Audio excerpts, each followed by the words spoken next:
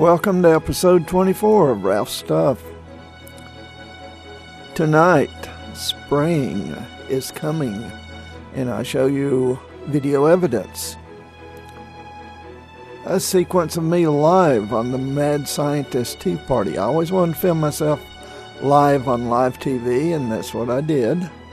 And types of microphones, an excerpt from my course on guerrilla video. Well, I don't know about you, but I love spring. Out here on the farm in Alexander, deep in the heart of beautiful Buncombe County, North Carolina, in the mountains, blossoms are starting to come out. There's lots of white blossoms, the pear trees, the dogwoods are starting to bloom. It's truly beautiful. So I hope you enjoy it. Remember, support Public Access TV, Channel 20, Your TV, Asheville, North Carolina, and the land of the sky. Thank you. Spring arrives. The first signs are showing, and the first tree to really blossom out here on the farm out in Alexander is my little Bartlett pear tree. I bought the tree when it was a mere scrawny seedling, little more than a seedling, 2 years ago. This is its third spring, for a mere $9.95. So the tree's really starting to give me my money's worth now. It's getting thick, it's got beautiful blossoms on it, and is the first tree to on the farm here to really blossom out. So I thought I'd give it a starring role here on Ralph's Stuff. And the Bartlett pear tree is highly recommended by landscapers and other professionals as being one of the nicest trees to have. And they blossom early and quite beautifully, just like this one is. Of course, when they get large, they're a bit brittle and they do tend to lose limbs in big windstorms. But I felt it was worth having, and I'm glad I've got it.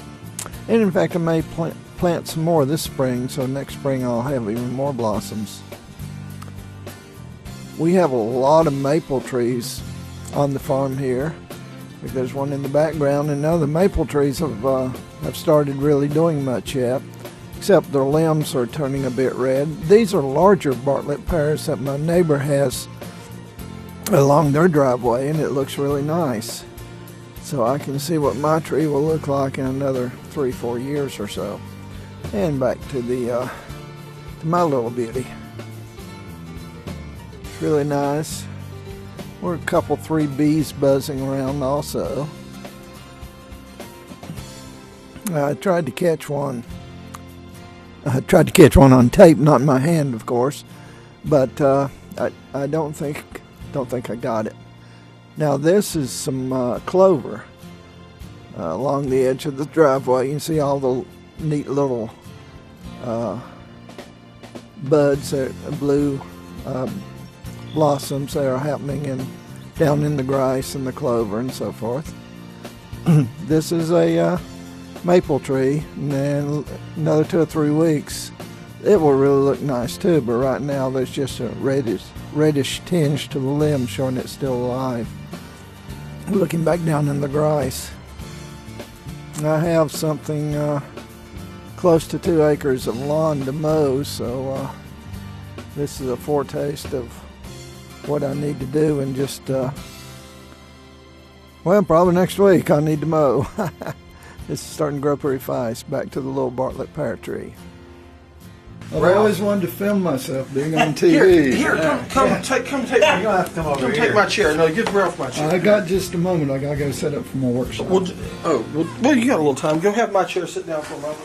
Okay. Here he is. This is Ralph Roberts. And you get the cream. He is doing He's doing a class now. I'm filming myself being on TV.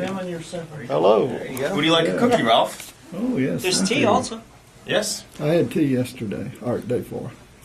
That was the grand inaugural Hey Joe. show. How are you?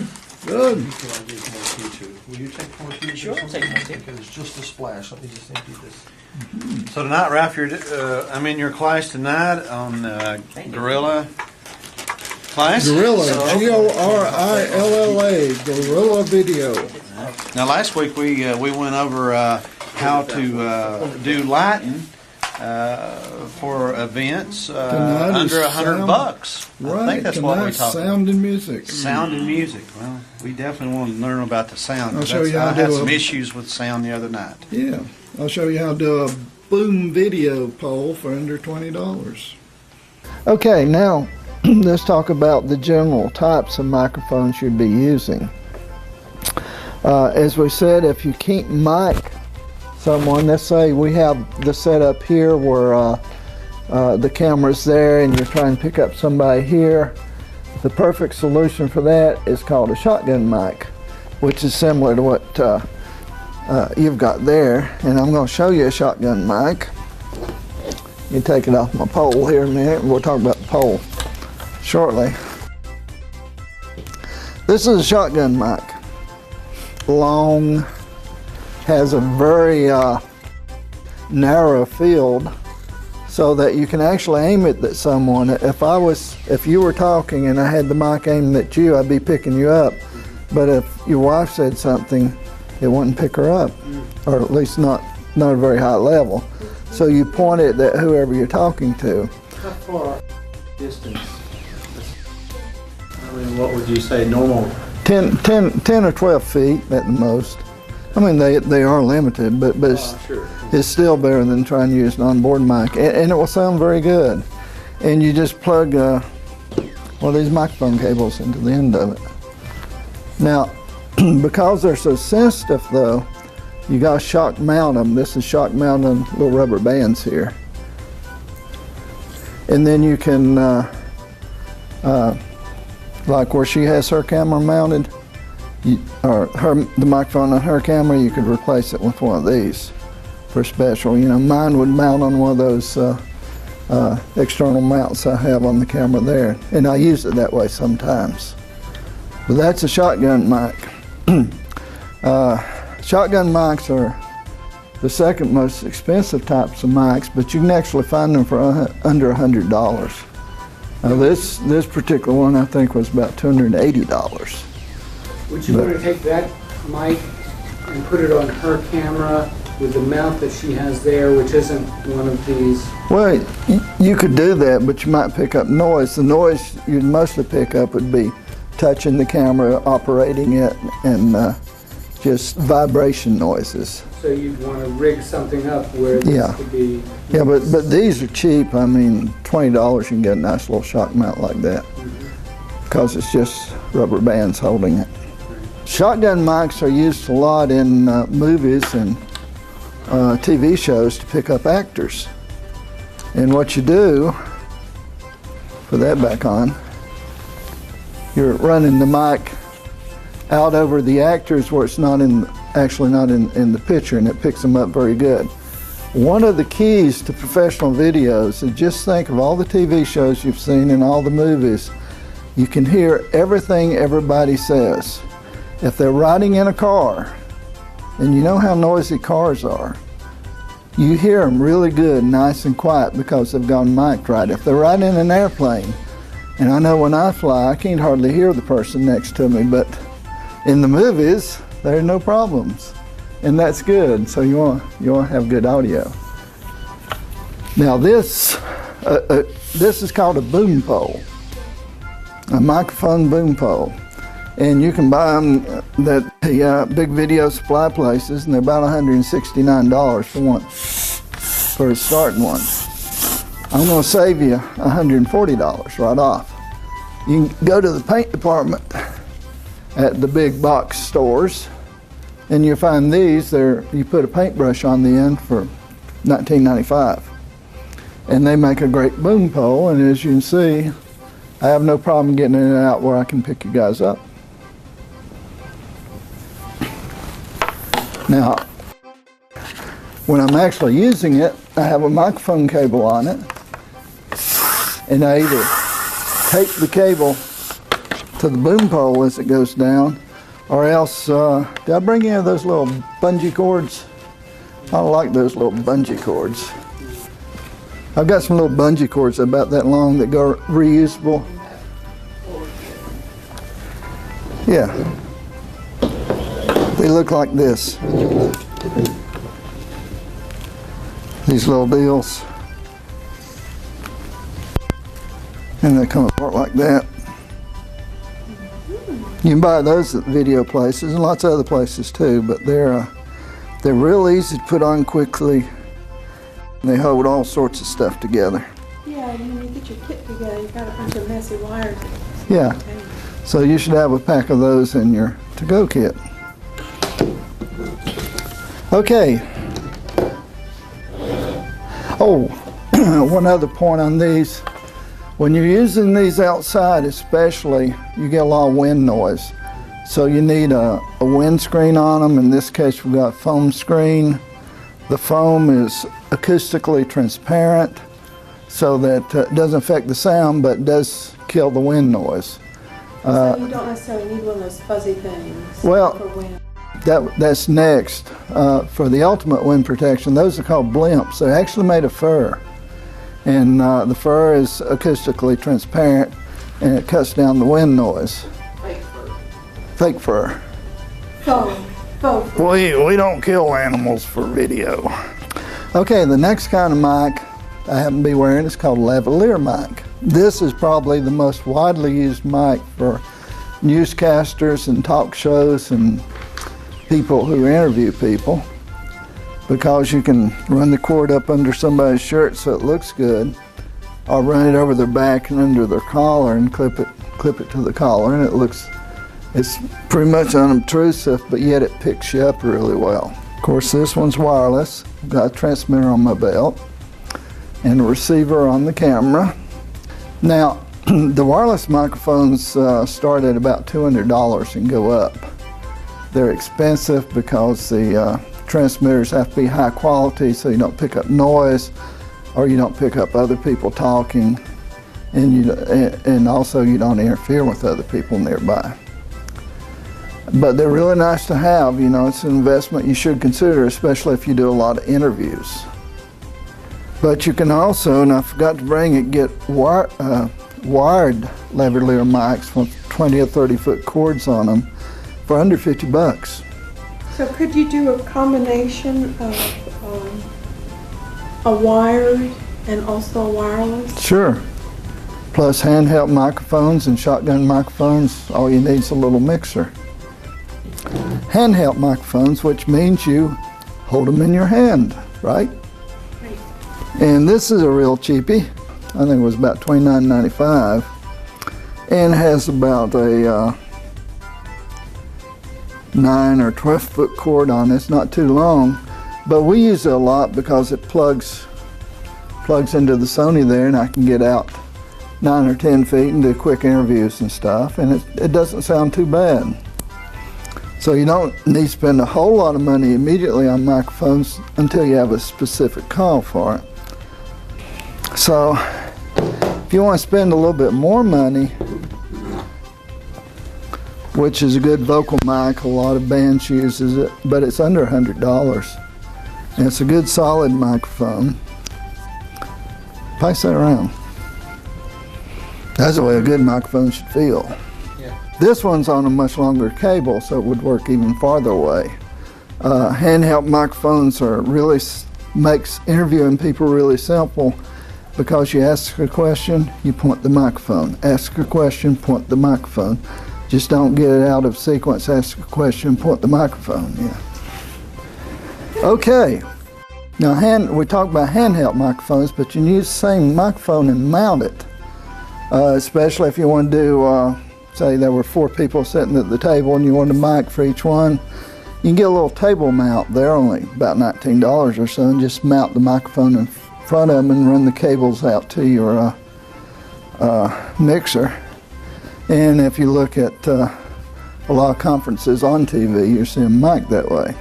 You can also have a floor mic, and I should have brought one of those along, but you've seen floor mics where it holds the microphone up, especially singers, they have that. And there's also boom mounts, which is essentially just a cross piece that mounts on the floor mount but pushes the microphone out like this, so there's room to move under it and so forth. Or you can actually put it up like this where it's not in the scene but it's still picking them up. The floor mount will go up high. And we put the cable back on that. The difference in cables, of course, there are only 2 conductors in one of these. In the XL, that's a consumer grade connection. In the XLR cables like these, it's got shielding so that it doesn't pick up noise. And also they're usually heavier, more heavy duty and easier to use. Is that the one you picked up at the pawn shop? That Shure that you just put down? No, I actually bought that one new. Oh. Yeah. Now I didn't bring that one, but I brought one similar to it, and we'll go over it. I also got it at the pawn shop. Okay, so we got that. So remember, if the venue is big, if you've got a lot of people doing a lot of things, you need a lot of microphones to get it properly. If not, if you can't mic everybody, then use a shotgun or an omnidirectional mic that will pick up a bunch of stuff. So you're going into a situation, this big situation that you're talking about. Yeah. You want to mic it well, but it's a fluxional situation where there's different conversations going around. It's difficult to identify where you're going to want to be focusing on. You just have to have people with you in order to be able. Well, in that case, I would have 2 people, one to run the camera and be the overall director, and the other is a boom operator. But make sure the boom operator also has headphones so that they can hear what's going on, and that's just running another output from your mixer. Usually you can do that and have more than one set of headphones. Yeah. That's, and that way you could just point him over to the other side and he could go get, or she could go get the, that. Okay. So proper miking makes a big difference. Good sound, 70% of your production. It really is that important. And we'll talk about some more things than just mint you need to add to do that. Okay, now what if you got a cheap camera and you can't afford to buy a new one, but yet you want to employ these techniques I'm talking about to get good sound? You've got a $300 camera, but you got it well lit. You know it's going to look good. You just don't have any microphone input on the camera. Are you out of luck? Nope. Because for many decades, this was the only way sound could be recorded, was by using a separate audio recorder, and that can be something as simple as a cassette recorder that you're running a mixer into, or digital tape. Digital tape's getting pretty cheap now. That does real good sound. Niagara used to be the big name in professional recorders. I used to use those when back in the 70s when I was doing the industrial film. I would essentially record the soundtracks, and somebody else was either shooting 16mm film or they were just starting to use video back then. So what you need to do is synchronize your recorder with your video. And the way they do that in the movies, and you've all seen this, is that clapboard.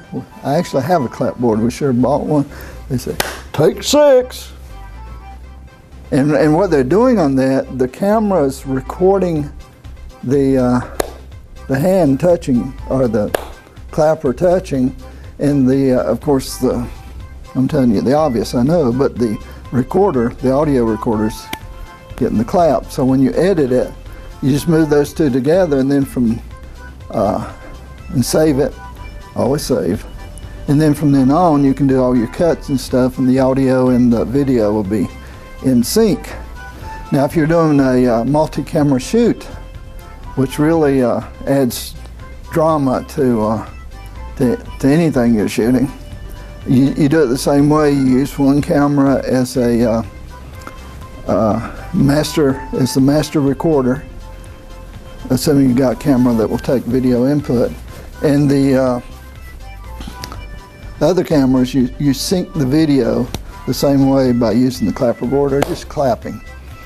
I generally just clap. Okay, we have questions so far. I'm going pretty fast, and I don't have to. Okay, now let's talk about studio condenser microphones, because I jumped over them when I got down to talking about synchronizing sounds. Condenser microphones, and I brought one along, give you the highest fidelity. You notice the mad scientist in there was using a microphone. I got that one for about $100.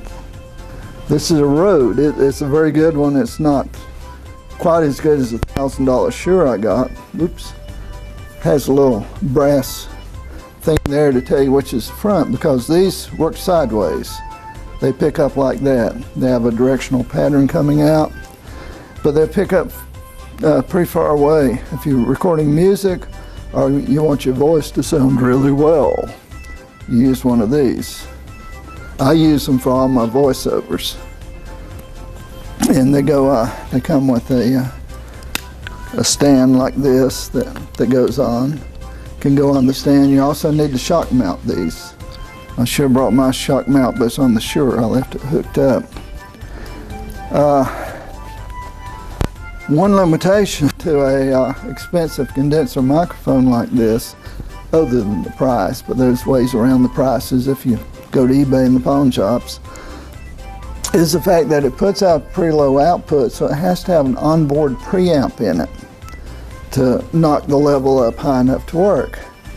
The preamp needs to be powered, so they use what's called phantom power, and it's 48 volts that comes from the mixer or the camera.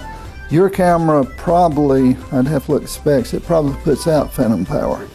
So when I use... Why is that significant? I'm not understanding why that's significant that it puts out phantom power. Because if it doesn't put out phantom power and you're using this microphone, you wouldn't hear anything. So if I hook that up to an audio cable, run it into mine, it would work. Yeah, as long as you flip your phantom power switch up. Yep. And again, these are really good. But you can get, if you don't have phantom power, you can get a separate power supply. You said phantom power switch. Is that something that she's actually going to have a switch that would say phantom power? Or is Probably should, yeah. Should be somewhere on that. It's going to say phantom, it's going to say 48. Yeah, that's it.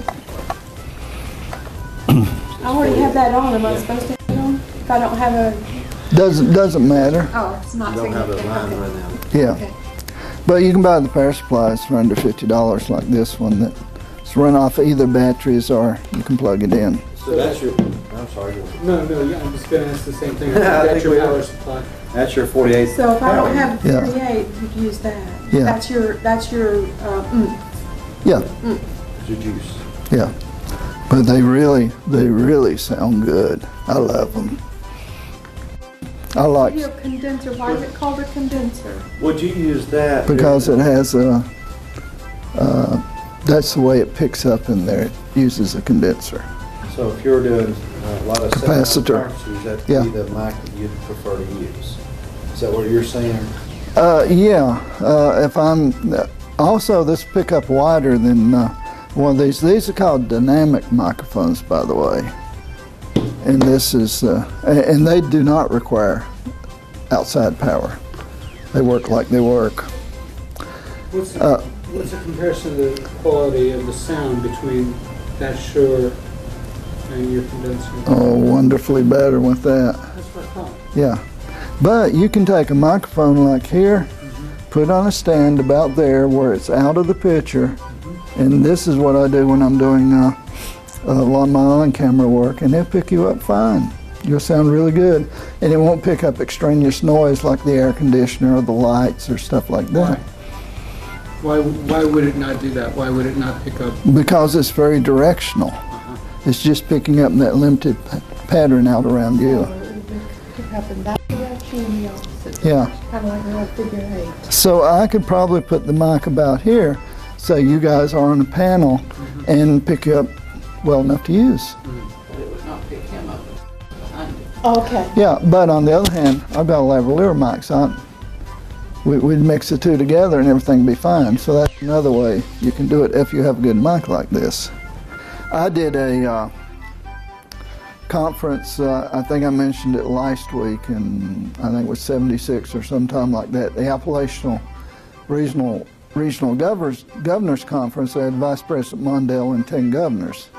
And I had to provide a mic for each governor and for the vice president and for some news guy who was the moderator, which meant that I had to mix all those into a single feed and then send that feed out to all the media that was there also. I was handling that part, as well as amplifying it and putting it on my speakers so people could hear what was going on. That was pretty good. I had a really long conversation with Governor Hunt, who was governor then, and of course he was governor again more recently. He looked over at me and said, "Are the microphones on?" I said, "Yes, sir." So I talked to him. One of Vice President Mondale's aides promised me an autographed photo and some other stuff he was going to send me, and I'm sure it'll come any day now. Politicians. So you said with an audio mixer, I think that you could chain a couple of those together if you needed to. Yeah. So is that what you did, or did you just have... Well, I sold professional audio equipment back in the 70s here in Asheville. I had some big name brands like Tascam, which makes big mixer boards. So I had like a 12 or 24 channel mixer board. I had no problem with that. That's why they hired me. I used to do a lot of big shows like that. And do industrial films also, do the sound part of it. Okay, I want to emphasize this again. Last week we said that video, Gorilla Vid, or video in general, consists of light, sound, and content. We saw how important light was last week. This week I'm going to show you how important sound is. There's no cliche in video production. I didn't make this up. Audio production is 70% of everything you see. Now think about that for a minute. If you're not getting good sound, you've pretty well blown your whole production. Because that's the difference between appearing professional and being perceived as professional, which is what we're looking for, or just having people think, that's an amateur, I can't understand it. I see too many people on URTV that have bad audio. They set the camera up about where my camera is and use the onboard microphone. And they get real hollow, hard to understand sound. That's a no-no. You need a camera that will let you plug a microphone into it, and you need to be mic'd, whether you're using a wireless microphone like I am, which is just convenient, or if you don't have a lot of money to spend, you can get a quite nice wired microphone, as I'll show you, and just run a cable from the camera over to where you're setting, or to where the person you're interviewing is setting, or whatever. I do suggest if you're doing that, you put tape to hold the cable on the floor so people don't trip over it and pull your camera down. Look at Pat for a moment. She has on headphones, and you need headphones to help you monitor the audio, because by checking the audio in the headphones, she can make sure I'm not distorted. I haven't knocked the microphone loose. Did that make a lot of noise?